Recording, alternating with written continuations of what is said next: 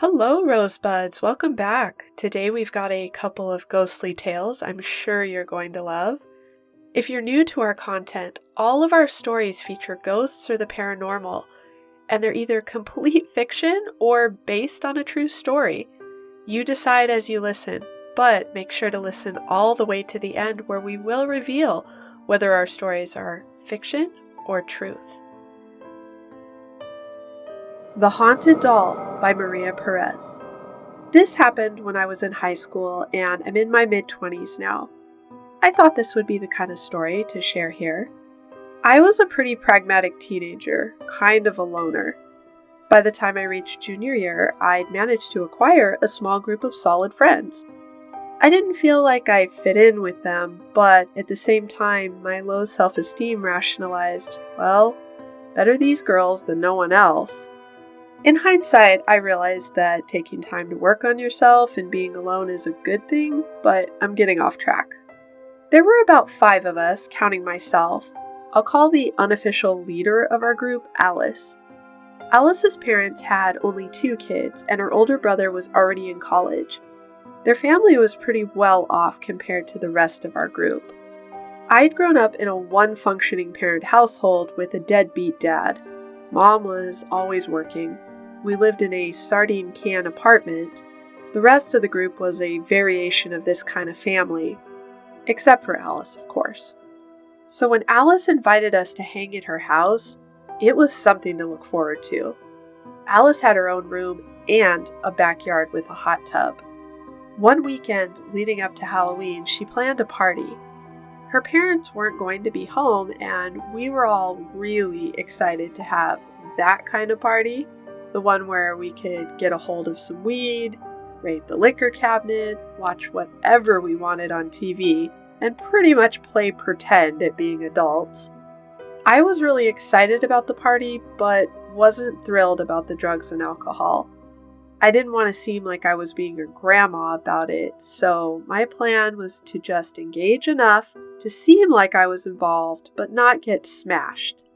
I didn't want to do that stuff due to my father being a major substance abuser. I'd vowed a long time ago I wouldn't become like him.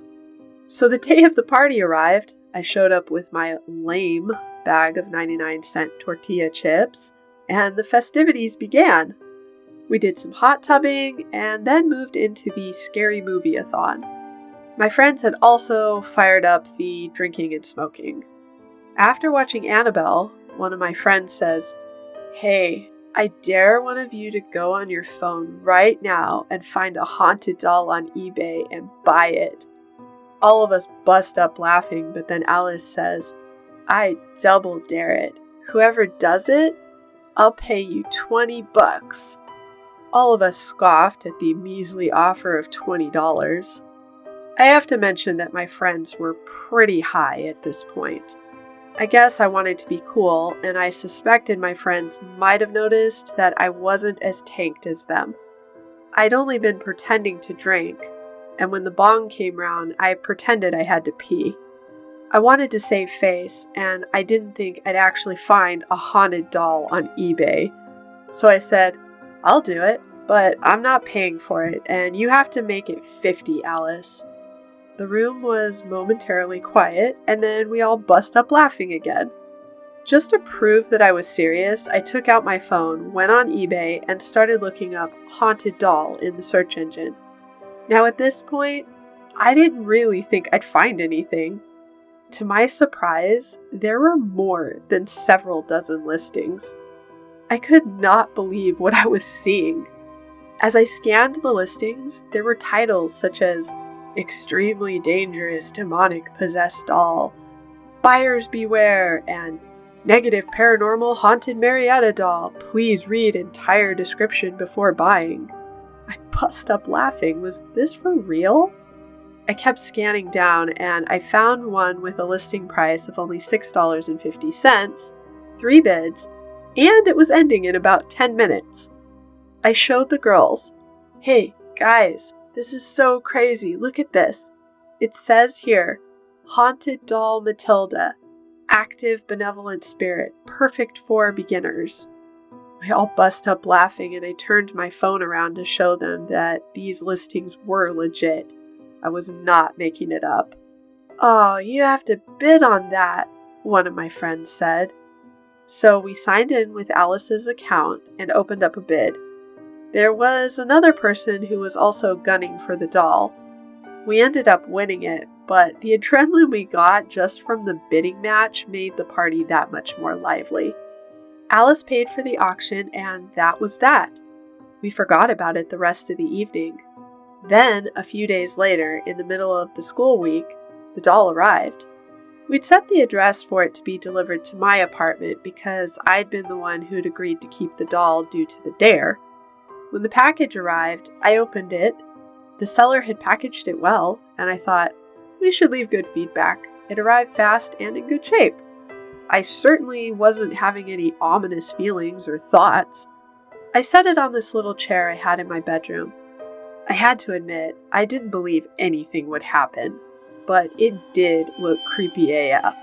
It had this cap on that was like a shower cap, or old-fashioned night sleeping cap. The nightgown was made of an 80s type floral pattern. The face was disproportioned, like the eyes were too small and the forehead was too big. It was a porcelain-style doll with brown eyes and tan-colored skin and overly red cheeks and lips. I went off to do something mundane, can't remember, but when I came back, our cat, who loved to sleep on my pillow, was on the corner edge of the bed with its fur raised up, and it was hissing and spitting towards the corner where this doll was located. I immediately felt creeped out. I took a blanket and threw it over the doll. I went to my cat to try to calm her down. She snubbed me, jumped off the bed, and ran away. That night before bed, I didn't know what to do with it. I really didn't want it just sitting there in my chair staring at me.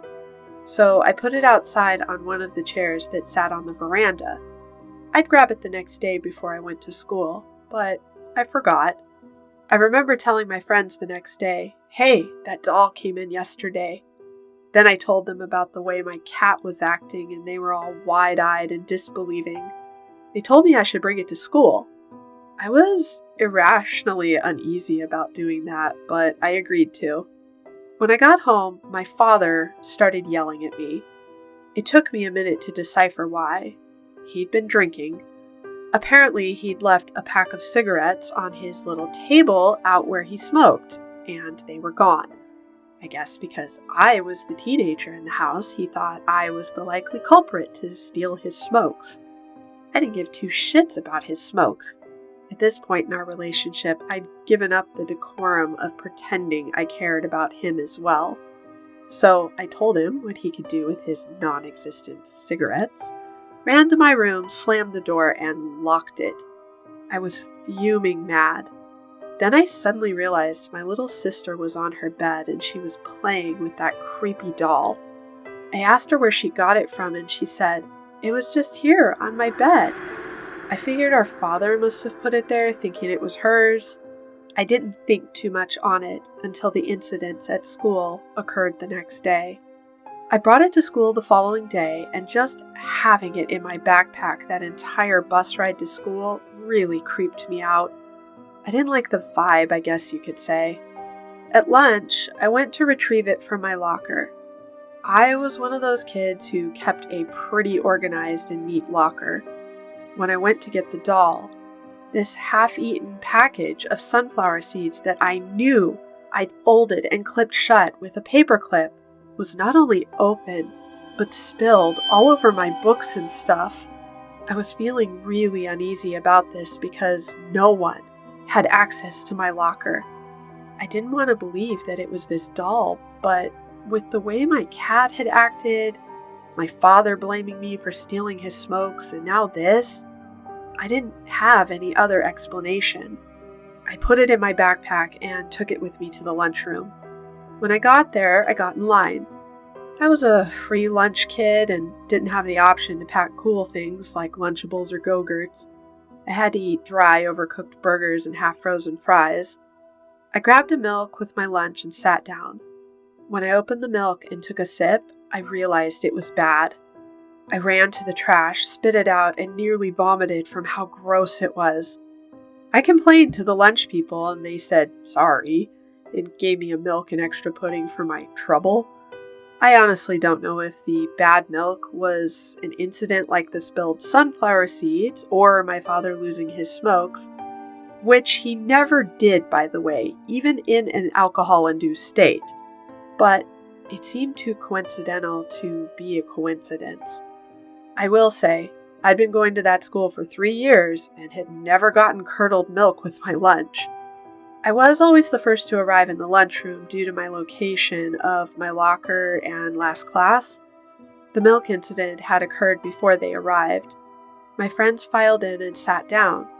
They were really excited to see this doll, but I was starting to think it did have some paranormal thing attached to it, and I was already over it. I wanted to be rid of this thing. I told my friends about the sunflower seeds and milk. I omitted the part about my father. I hated talking about him. They didn't believe that these two incidents had anything to do with an alleged haunted doll. They thought I was leading them on for attention. At this point, I offered to give it to one of them so we could test the theory. Coincidence or paranormal? I was honestly curious myself. It could have truly been a string of coincidental bad luck. Although I still couldn't come up with a rational explanation about the spilled seeds. Of course, Alice volunteered. She took the doll only one night, came back to school, and said, "We need to get rid of this thing." All of us were talking at once, trying to get her to tell us what happened. She wouldn't tell us. She seemed really shaken. All she said was, "I'm going to the city dump after school and trashing this thing, and I don't want to talk about it anymore." She was so serious that we dropped the subject, and the doll wasn't really talked about at all. Not until about a year and a half later at our senior grad night party. I couldn't help but ask Alice. I had always wondered. I think the other girls forgot about it because they'd not experienced the weirdness like I did. The moment had presented itself. We happened to be alone at a table while the others were dancing, and my brain happened to be thinking about it. I asked her, "Hey, do you mind telling me what went down with that creepy doll way back when we were juniors?" She was quiet for a minute, and I didn't think she was going to spill the tea, but then she says, "Yeah, I'll tell you. Just don't tell anyone else." "Okay," I said. I didn't want anyone to think my brother was a bad guy, so that's why I didn't tell anyone. I had this really, and I mean really, fucked up dream about him. My eyebrows rose with curiosity, but I didn't say anything. I waited to see if she would expand on that. She looked so sick, and I felt really bad bringing it up again. I'd assumed she'd had similar experiences to mine and had just been too creeped out to talk about it. Now I could see that it was something more serious. Then she said, "I dreamed that my brother raped me. It was so bad that I woke up crying. I was shocked, so stunned I didn't know how to respond." "Oh my God," I said. "I'm so sorry." Then she hastily added, "I've never even been raped, but the dream felt so real. I woke up feeling like I had." "Oh my God," I said again. I seriously wouldn't have brought it up if I had known that was what happened. "It's okay. I don't feel that way anymore. The intensity of it passed after about a week." "That's good. So, you did take that doll to the city dump, right?" "Yeah. I wrapped it up in a plastic trash bag, I went to the dump, and threw it over the fence into a heap of trash. I don't know what became of it, and I don't want to know." "Shit, I'm so sorry.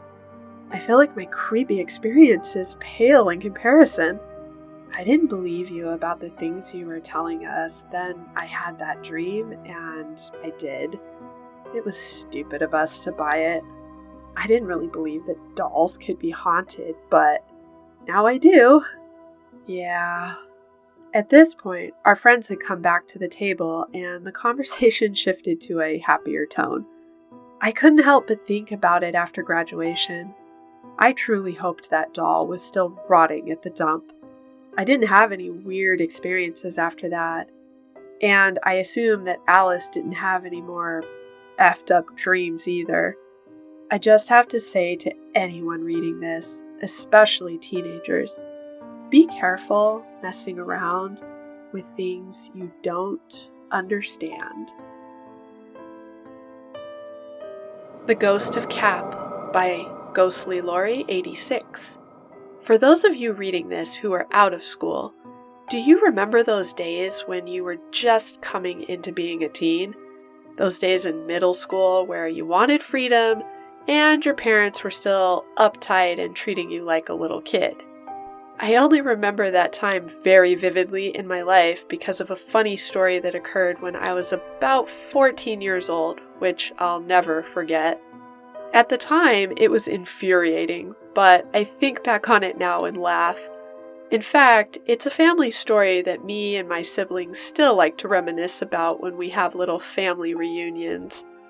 I am the youngest of 3 children, but my parents sometimes did foster care as well, so at any given time there could be at least 6 children total in the house. They had a lot on their plates. We had this really big Victorian-style house with 6 bedrooms. My oldest brother inherited the property and turned it into a multi-family property with 2 apartments, which should give you an idea of how big it was. The house had a resident ghost we affectionately named Cap, short for Captain. This because when my parents moved in, they found some old pictures in the attic, and one of them was of this guy in a captain's uniform.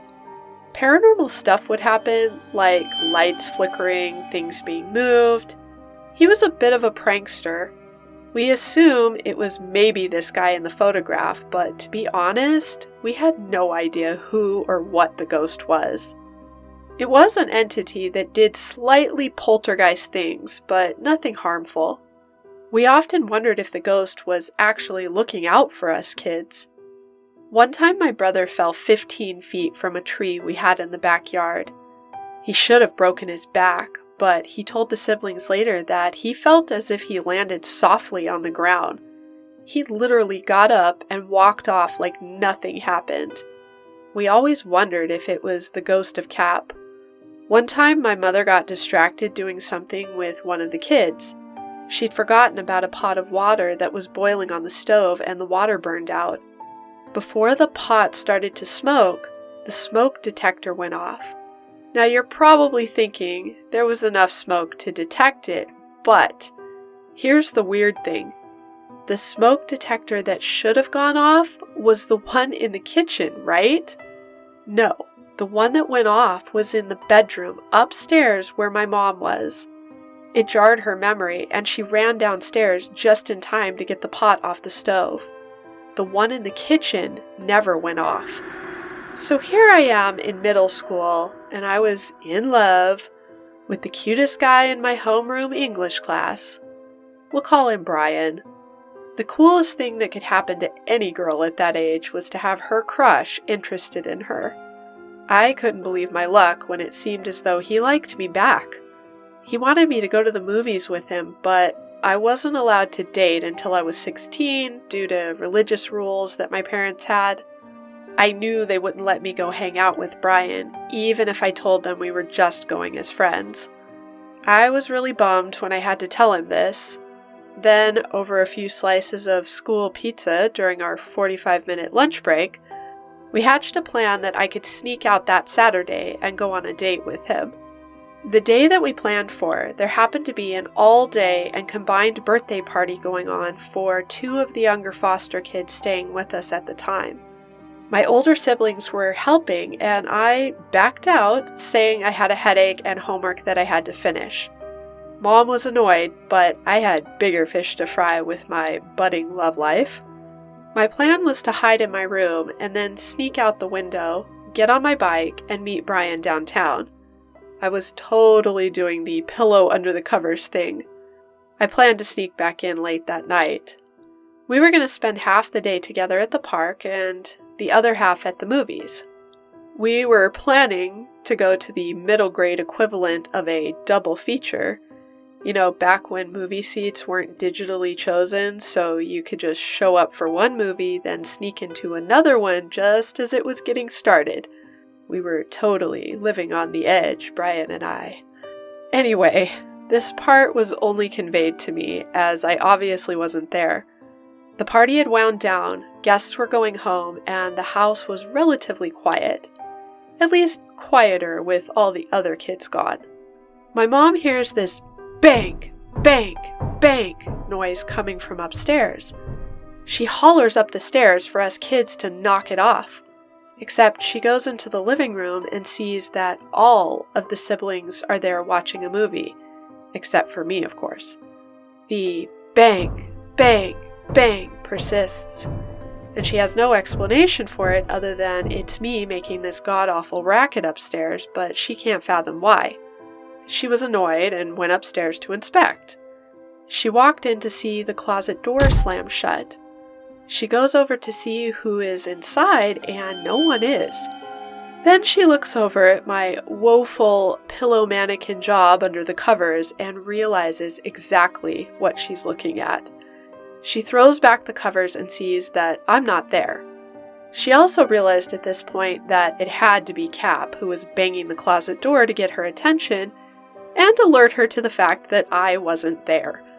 She did further investigative work, asking questions to my friends about where I was and why I'd snuck out.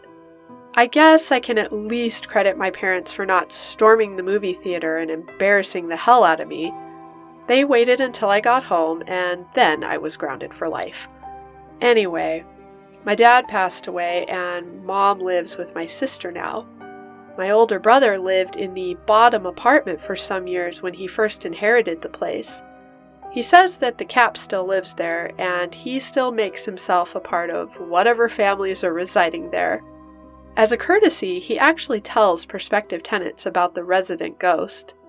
Most don't believe him.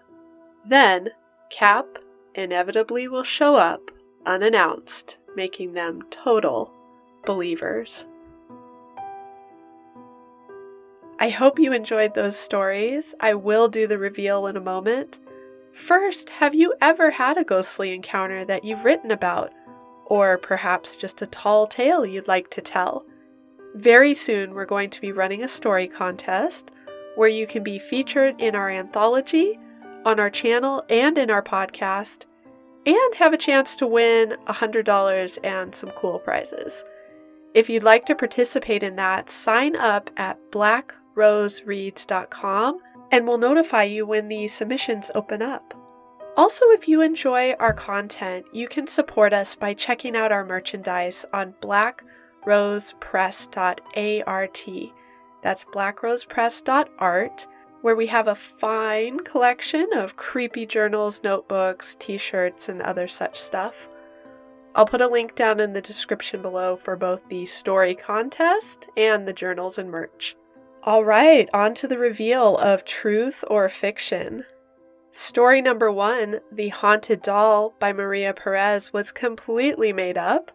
I still thoroughly enjoyed that story. Thank you so much, Maria, for sharing your story with us. Story number 2, The Ghost of Cap by Ghostly Lori 86, was also complete fiction. We normally have a blend of both truth and fictional stories for you, but I hope you don't mind that we changed it up a bit today, Rosebuds. Keeps you on your toes with the guesswork. Well, that's a wrap. Until next time, take care and stay creepy.